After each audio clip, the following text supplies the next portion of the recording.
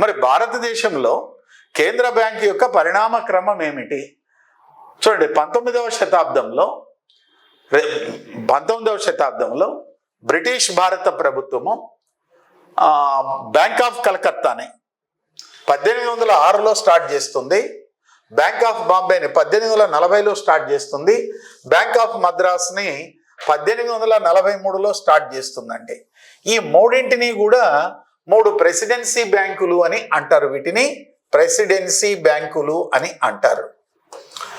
మరి మీకు తెలుసు కదా, బ్రిటిష్ ఈస్ట్ ఇండియా కంపెనీ 3 ప్రెసిడెన్సీలు ఏర్పాటు చేసుకుంది.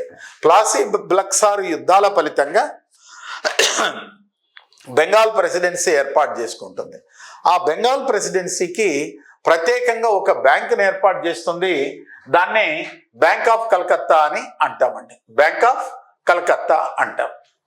అదేవిధంగా మరాఠన్ యుద్ధాల ద్వారా బాంబే ప్రెసిడెన్సీని ఏర్పాటు చేసుకుంటుంది.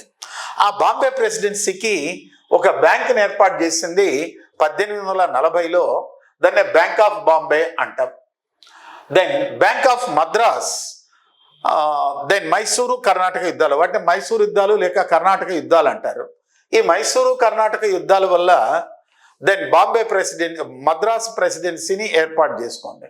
ఈ మద్రాస్ ప్రెసిడెన్సీకి కూడా ఒక బ్యాంక్ ఉండాలా, దాన్నే బ్యాంక్ ఆఫ్ మద్రాస్ అనే 3 ప్రెసిడెన్సీ బ్యాంకులు ఏర్పాటు చేశారు 1806, 1840, 1843. ఈ 3 ప్రెసిడెన్సీ బ్యాంకులను ఎవరు? ఇవి ఏంటంటే కేంద్ర బ్యాంకు విధులు నిర్వహించేటివి. చూడండి, ఇక్కడ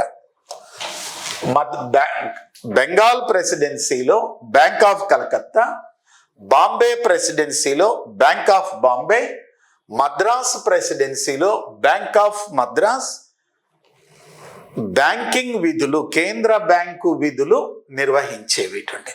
అయితే 1920లో బ్రిటిష్ భారత ప్రభుత్వము ఇంపీరియల్ బ్యాంకు చట్టమును ప్రకటించింది.